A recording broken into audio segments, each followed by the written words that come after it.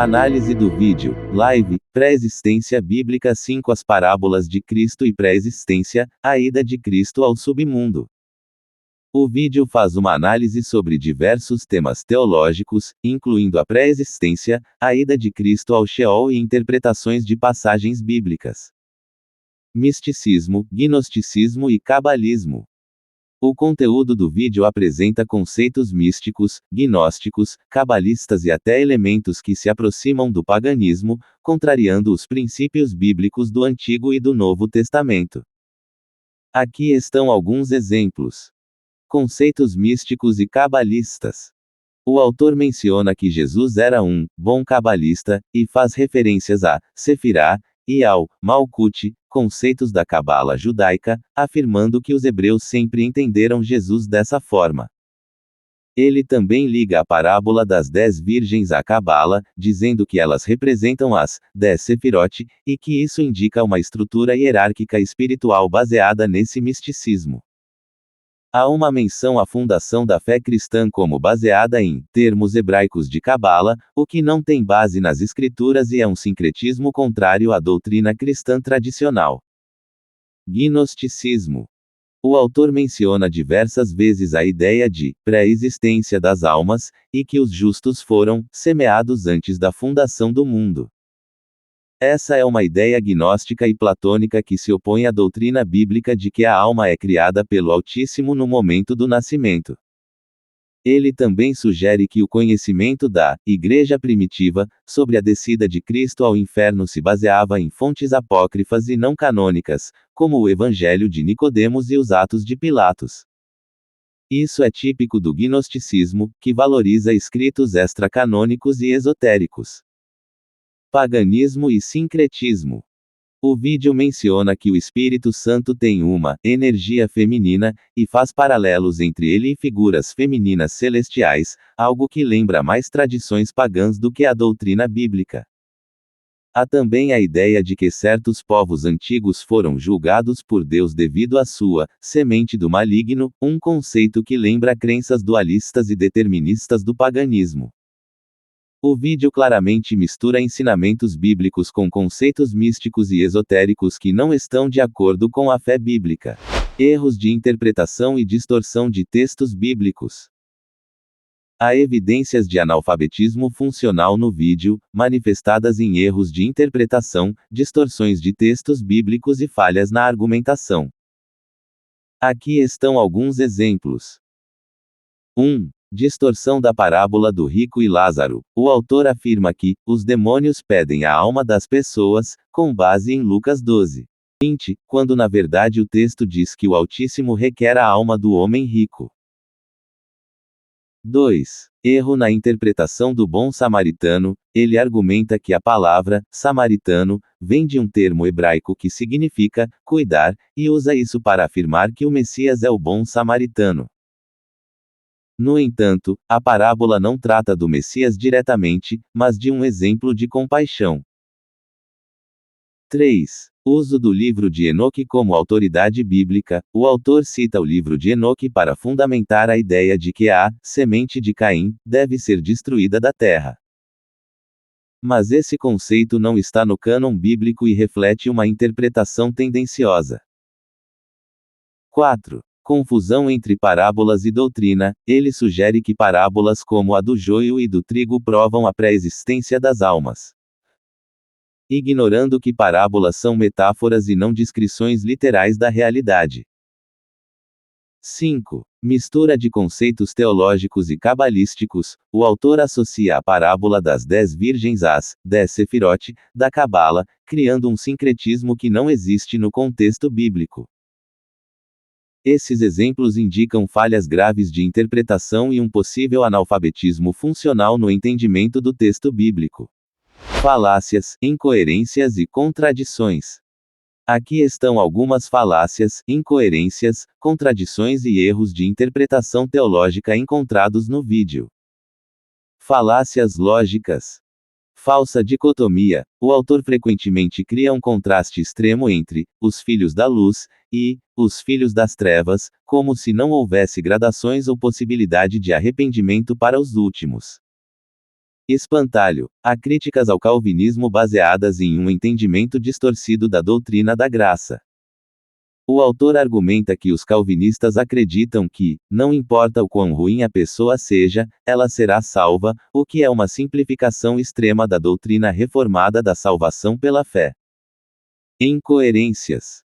Sobre o inferno e o Sheol, em alguns momentos, o autor parece reconhecer a distinção entre Sheol, o lugar dos mortos no Antigo Testamento, e inferno, condenação eterna, mas em outros, ele trata ambos como se fossem a mesma coisa. Sobre a justiça de Deus, o autor afirma que Deus permitirá que seres malignos venham e recolham o joio, o que pode ser interpretado como uma contradição com a doutrina tradicional de que Deus, e não os seres malignos, tem autoridade final no juízo. Contradições. O destino dos mortos. O autor critica a ideia de que Jesus pregou aos espíritos em prisão oferecendo-lhes uma chance de salvação. Mas ao mesmo tempo menciona que Cristo desceu ao Sheol e levou cativos alguns justos para o céu.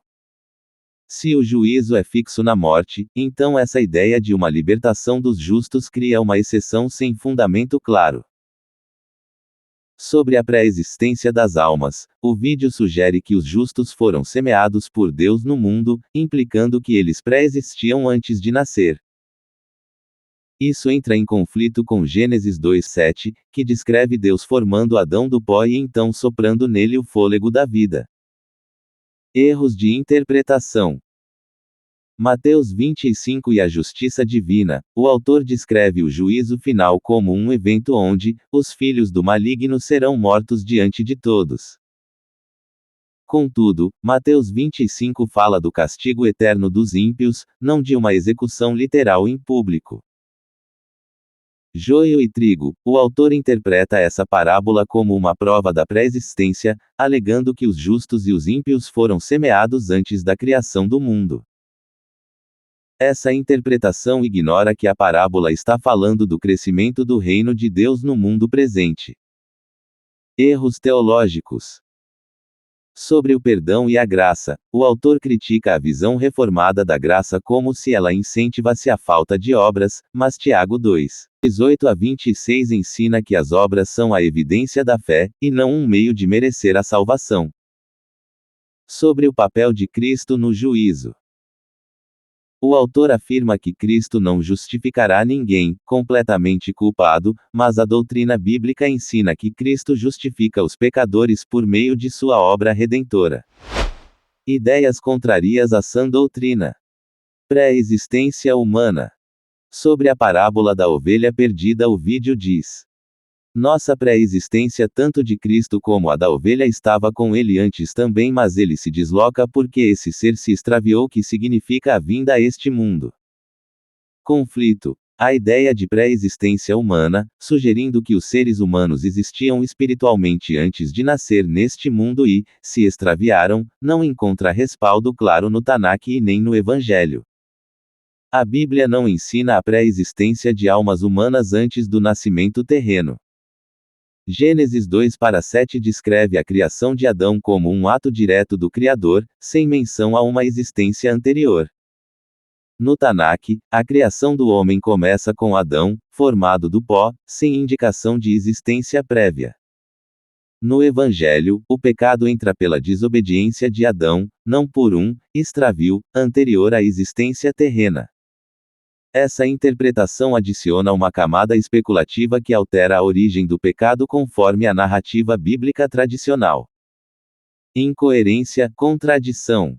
A interpretação da parábola da ovelha perdida, Lucas 15:4-7, como evidência de pré-existência humana contradiz o contexto original, que fala de arrependimento terreno e alegria celestial, sem implicar uma existência anterior das ovelhas. Interpretação errada. Associar a ovelha perdida a uma pré-existência extraviada é uma leitura alegórica que vai além do texto, inserindo uma cosmologia não sustentada pelas Escrituras. A crença de que as almas humanas existiam antes do nascimento terreno não é comum na ortodoxia bíblica, mas aparece nas seguintes tradições. Mormonismo ensina que os espíritos humanos pré-existiram no mundo espiritual, antes de encarnarem na Terra. Joseph Smith, o fundador, afirmou que os humanos são filhos espirituais de Deus Pai e de uma Mãe Celestial, vivendo com Ele antes da criação física. Gnosticismo. Diversas seitas gnósticas dos séculos II e III acreditavam que as almas humanas eram centelhas divinas presas no mundo material, originadas de um reino espiritual superior antes da criação. Textos como o Evangelho de Tomé e o Pistis Sophia sugerem essa ideia. Espiritismo kardecista. Allan Kardec ensina a reencarnação e a existência de espíritos que evoluem através de múltiplas vidas, implicando uma pré-existência antes da encarnação atual. Teosofia, fundada por Helena Blavatsky no século XIX, propõe que as almas humanas passam por ciclos de existência antes e depois da vida terrena, parte de uma evolução espiritual cósmica. Espírito Santo como figura feminina. Trecho do vídeo. Qual a mulher que tendo 10 dracmas é a figura do Espírito Santo codificada aqui no texto? O Espírito Santo é chamado de mãe inclusive. Conflito. A atribuição de gênero feminino ao Espírito Santo e sua identificação como mãe não é sustentada pelo texto bíblico. No Tanakh, o Espírito de Deus é neutro em gênero gramatical, embora ruach seja feminino em hebraico, não implica personalidade feminina. No Evangelho, o Espírito Santo é descrito como Consolador, masculino em grego, Paracletos, sem conotação de gênero específico ou papel maternal. Essa interpretação parece derivar de especulações extrabíblicas ou tradições apócrifas, não dos princípios canônicos de santificação, que veem o Espírito como agente divino sem gênero humano definido. A transcrição contradiz a si mesma ao afirmar que o Espírito Santo é codificado como feminino na parábola da dracma perdida, mas não explica por que outras parábolas não seguem o mesmo padrão. Interpretação errada. A parábola da dracma perdida fala de uma mulher buscando algo valioso, simbolizando o cuidado divino. Mas identificá-la como o Espírito Santo e atribuir-lhe gênero feminino é uma extrapolação sem base textual direta, provavelmente influenciada por tradições apócrifas ou gnósticas. A atribuição de gênero feminino ao Espírito Santo é ensinado em alguns grupos. Monismo. Sam Myung-moon, em seus Princípios Divinos, descreve o Espírito Santo como uma entidade feminina, a verdadeira mãe, complementar ao verdadeiro pai. Ele associa isso à restauração da criação por meio de um casal messiânico. Gnosticismo. Alguns textos gnósticos, como o Pistis Sophia, personificam a sabedoria, Sofia, como uma figura feminina divina, às vezes associada ao Espírito Santo. No gnosticismo, Sofia é uma emanação divina que desempenha um papel criador e redentor. Movimentos neopagãos e nova era. Algumas correntes sincréticas modernas reinterpretam o Espírito Santo como uma energia feminina, associando-o a deusas como Ísis ou a divina feminina, mas isso é mais filosófico que denominacional. Cristianismo esotérico. Grupos como a Fraternidade Rosa Cruz, Max Heindel, ocasionalmente vinculam o Espírito Santo a aspectos femininos da divindade, inspirados por tradições místicas. Hierarquias celestiais e pré-existência como base para o juízo. Trecho do vídeo. Um homem tinha 2 filhos, ou seja, 2 tipos de hierarquias celestiais. O povo hebreu que veio ao início do mundo são pessoas que elas vieram com a missão de uma hierarquia específica maior que nós. Hierarquia celestial, superior, e que o juízo de Deus varia com base em pré-existência e hierarquias espirituais não é bíblica. No Tanakh, o Altíssimo escolhe Israel como povo especial por graça, não por mérito inerente. No Evangelho, a salvação é pela fé no Messias, para judeus e gentios.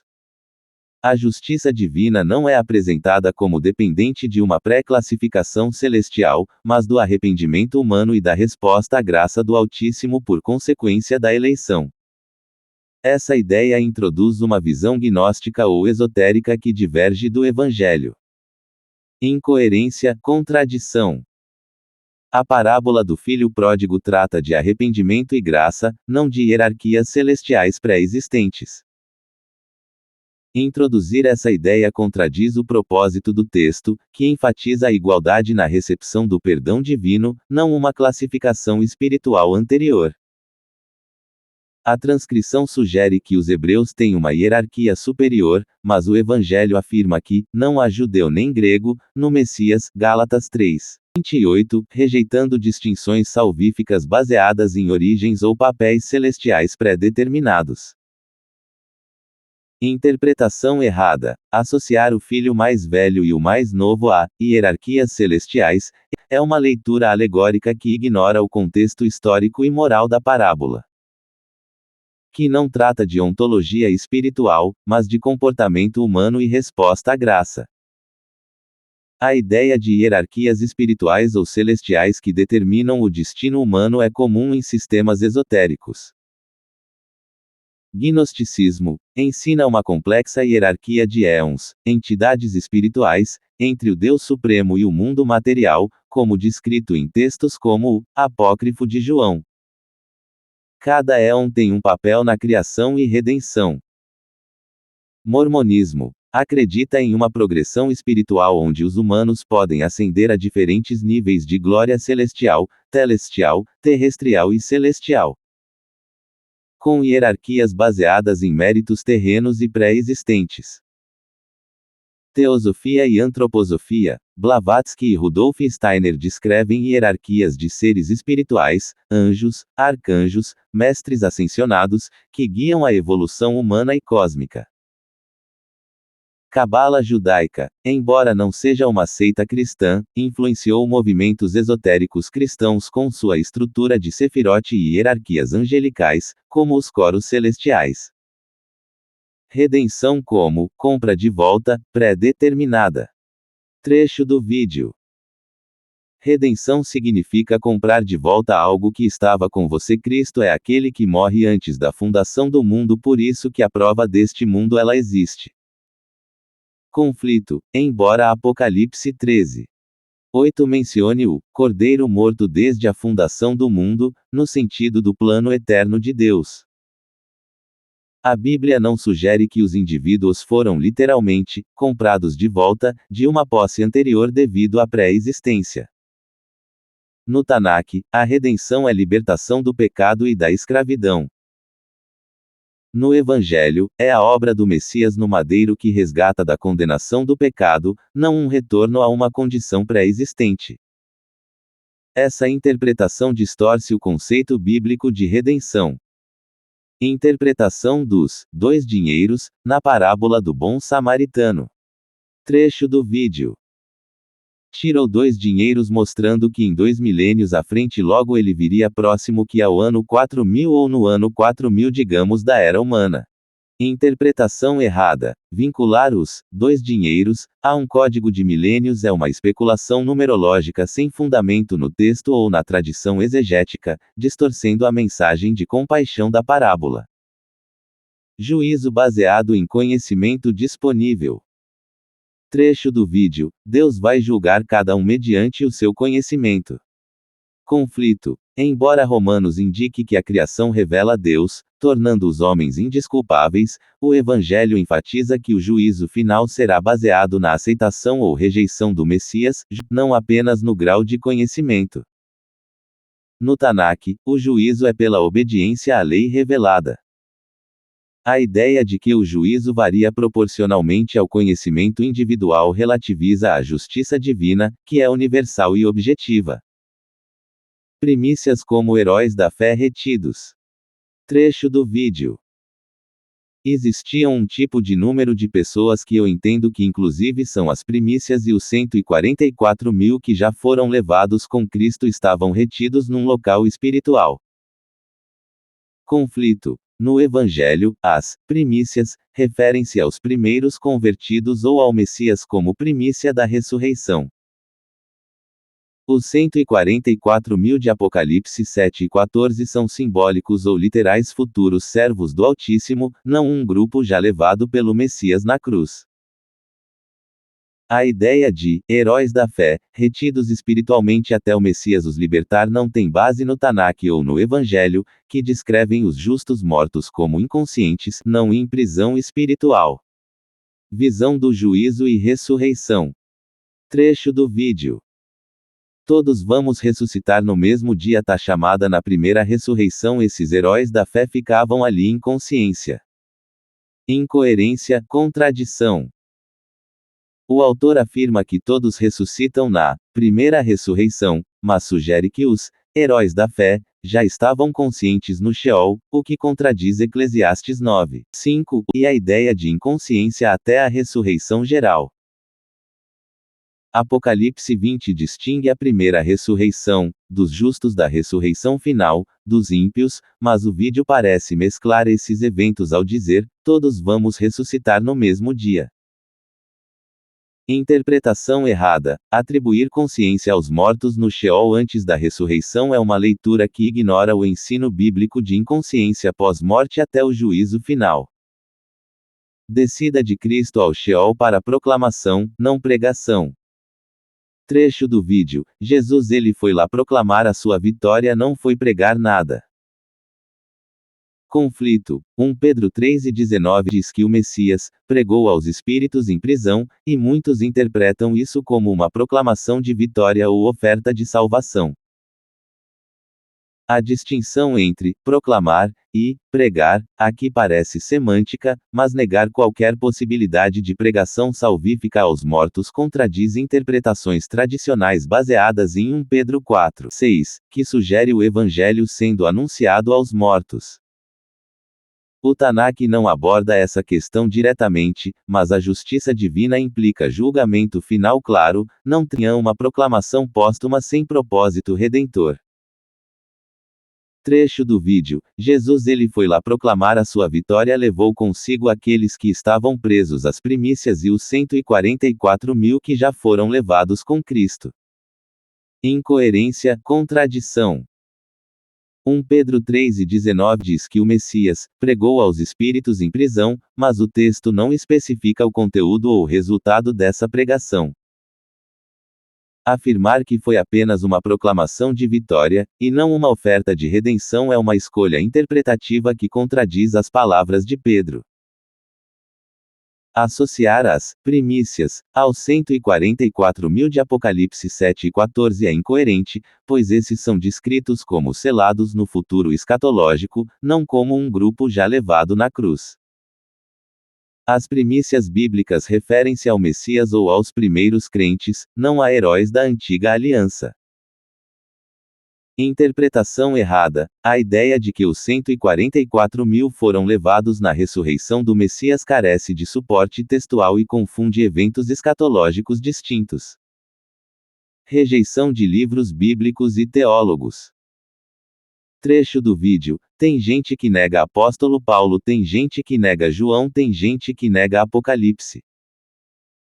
Conflito. Embora o autor critique negadores de livros bíblicos, ele mesmo enfatiza chaves hebraicas e apócrifos, como Enoque, acima do cânon. Sugerindo que o cânon atual é insuficiente, muitas coisas chegaram para nós e com menos livros. Isso enfraquece a autoridade das escrituras canônicas, que o Evangelho afirma serem suficientes para a salvação.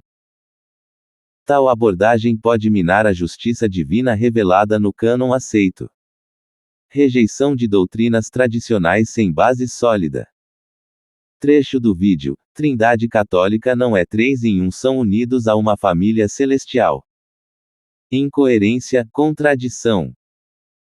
O autor rejeita a trindade tradicional, 3 em 1, mas sua alternativa, família celestial, não é clara e parece contradizer passagens como Mateus 28:19 e João 10:30, que sugerem unidade ontológica entre Pai, Filho e Espírito Santo.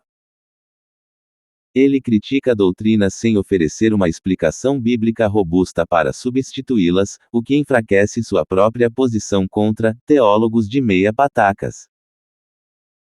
Interpretação errada. Reduzir a Trindade a uma família funcional sem unidade essencial ignora o consenso exegético histórico e introduz uma visão potencialmente politeísta. Uso de textos apócrifos como base primária. Trecho do vídeo. Vou fazer a leitura inclusive do livro de Enoque aqui para vocês. Há mais de 60 passagens que estão completamente baseadas no livro de Enoque. Incoerência, contradição. O autor critica teólogos falsos, que negam partes da Bíblia, tem gente que nega Paulo, João, Apocalipse. Mas ele próprio eleva o livro de Enoque não canônico a um status quase igual ou superior ao cânon, sugerindo que sem ele a Bíblia é incompleta, muitas coisas foram retiradas do nosso conhecimento. Isso contradiz 2 Timóteo 3:16-17, que afirma a suficiência das escrituras canônicas para a fé e prática, sem necessidade de apócrifos para completá-las. Interpretação errada. Tratar Enoque como essencial para entender passagens bíblicas, como 1 Pedro 3:19, é problemático, pois o NT não o cita diretamente, e sua influência é debatida, não comprovada como base normativa. As principais incoerências, contradições e interpretações erradas no vídeo decorrem de extrapolação de textos, adição de conceitos como pré-existência humana e hierarquias celestiais que não estão nos textos bíblicos. Dependência de apócrifos, uso excessivo de fontes como o livro de Enoque para reinterpretar o cânon, contradizendo a suficiência das escrituras. Alegorização excessiva, transformação de parábolas simples em códigos complexos. Falta de consistência interna, críticas a negadores da Bíblia enquanto o próprio autor questiona o cânon e introduz ideias especulativas. Especulação sem base, visões sobre o Sheol, primícias e a marca da besta que misturam texto bíblico com conjecturas modernas. O uso de textos apócrifos, especialmente o livro de Enoque, é típico de grupos que buscam conhecimento oculto, além do cânon bíblico. Gnosticismo baseava-se em textos apócrifos como o livro de Enoque, o Evangelho de Tomé e outros para sustentar suas cosmologias e doutrinas secretas. O livro de Enoque, com sua descrição de anjos caídos e hierarquias celestiais, era particularmente influente. Mormonismo. Embora não use diretamente o livro de Enoque como escritura, Joseph Smith incorporou ideias apócrifas em suas revelações, como as encontradas no Livro de Moisés e no Livro de Abraão, que expandem narrativas do Tanakh. Cristianismo esotérico. Grupos como a Ordem Rosa Cruz e a Sociedade Teosófica valorizam o livro de Enoque por suas descrições de anjos, cosmologia e eventos pré-diluvianos, integrando-o em suas interpretações espirituais. Movimentos neopentecostais carismáticos. Algumas igrejas independentes, especialmente no Brasil, citam o livro de Enoque para embasar ensinamentos sobre batalhas espirituais e anjos caídos, embora não o considerem canônico. Combinando esses elementos, aqui estão alguns grupos que refletem múltiplas ideias do vídeo. Igreja Gnóstica Cristã Universal Samuel A. Weor, fundada na Colômbia no século XX, mistura gnosticismo, teosofia e esoterismo cristão. Ensina a pré-existência das almas, hierarquias espirituais e os apócrifos como o livro de Enoque para explorar mistérios cósmicos. Movimento do Santo Daime, sincretismo brasileiro que incorpora elementos cristãos, espíritas e indígenas. Alguns adeptos interpretam o Espírito Santo como uma força feminina associada à Rainha da Floresta, e acreditam em existências espirituais anteriores. Igreja Voz da Verdade, denominação pentecostal brasileira que sugere papéis espirituais diferenciados para os eleitos, podendo flertar com hierarquias celestiais implícitas. Fraternidade branca, filosofia esotérica que combina teosofia e cristianismo místico, ensinando hierarquias de mestres ascensionados e a pré-existência das almas em ciclos evolutivos. Pensamento sectário. Há fortes sinais de pensamento sectário nas falas do palestrante. Aqui estão alguns exemplos. Desqualificação de pastores e teólogos. O palestrante incentiva os ouvintes a não ouvirem padres e pastores, dizendo que eles só vão confundir, e que não sabem sobre o verdadeiro conhecimento da Bíblia. Ataques a teólogos. Ele critica estudiosos da Bíblia, chamando-os de teólogos de meia patacas, e zombando de seus conhecimentos. Exclusivismo religioso. O palestrante se coloca como alguém que tem a chave correta para interpretar as Escrituras, afirmando que aqueles que seguem outros ensinamentos estão limitando o conhecimento. Afirmação de superioridade espiritual. O palestrante sugere que aqueles que voltaram ao canal e entenderam a mensagem foram iluminados por Deus, enquanto os que criticam continuam na ignorância. Essas características são típicas de um pensamento sectário, onde há uma rejeição de conceitos bíblicos escriturísticos e uma crença na posse exclusiva da verdade. A Bíblia, conforme 2 Timóteo 3:16-17, é inspirada pelo Altíssimo e útil para o ensino, para a repreensão, para a correção e para a instrução na justiça, sendo suficiente para equipar o crente.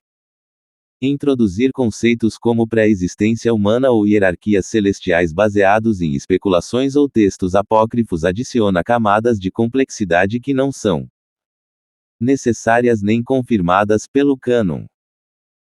Isso contradiz a advertência de 2 Coríntios 11:3 contra o abandono da simplicidade que há no Messias, por doutrinas complexas. Considerações finais. A narrativa bíblica define o pecado como resultado da desobediência de Adão, não como um extravio de uma existência pré-terrena. A redenção, por sua vez, é obra exclusiva do Messias no madeiro, sem depender de uma compra de volta de almas pré-existentes. Ideias como essas distorcem a teologia central do pecado e da salvação, enfraquecendo a centralidade da cruz e a universalidade da graça oferecida a judeus e gentios. Atribuir ao Espírito Santo um gênero feminino ou reinterpretar a Trindade como uma família celestial, sem unidade essencial diverge das descrições bíblicas do Altíssimo como único. Tais conceitos introduzem antropomorfismos ou divisões que beiram o politeísmo, comprometendo a monoteísta pureza do Altíssimo revelado nas Escrituras. Elevar textos apócrifos, como o livro de Enoque, a uma posição de autoridade comparável ou superior ao cânon bíblico mina a integridade da revelação divina. O processo de canonização, guiado pela providência divina e pela Igreja primitiva, excluiu tais textos por falta de autenticidade apostólica. Seguir essas ideias nos leva a confiar em especulações humanas em vez da palavra inspirada. A Bíblia apresenta um juízo final claro e objetivo, baseado na fé no Messias e nas obras realizadas na terra, não em hierarquias celestiais ou conhecimento prévio. Sugerir que heróis da fé estavam conscientes no Sheol ou que todos ressuscitam simultaneamente em um único evento contradiz passagens como Eclesiastes 9:5 e a distinção entre a primeira e a segunda ressurreição. As ideias do vídeo refletem influências gnósticas, teosóficas e esotéricas, que misturam cristianismo com filosofias ocultas. Isso nos afasta da fé histórica e nos expõe a outro evangelho, comprometendo a pureza da mensagem de salvação pela graça mediante a fé. Não devemos seguir essas ideias porque elas nos desviam da verdade revelada nas Escrituras, que são o padrão seguro para a fé e a prática bíblica. Ao introduzir especulações, contradizer doutrinas fundamentais e depender de fontes extracanônicas, elas obscurecem a clareza do Evangelho e a justiça divina, substituindo a revelação divina por invenções humanas. Se quisermos seguir os princípios bíblicos, devemos nos ater à palavra do Altíssimo como ela nos foi dada, rejeitando acréscimos que confundem e diluem a mensagem do Messias como único Salvador e Senhor. Assim, permanecemos firmes na rocha sólida da verdade divina, evitando os perigos de doutrinas estranhas.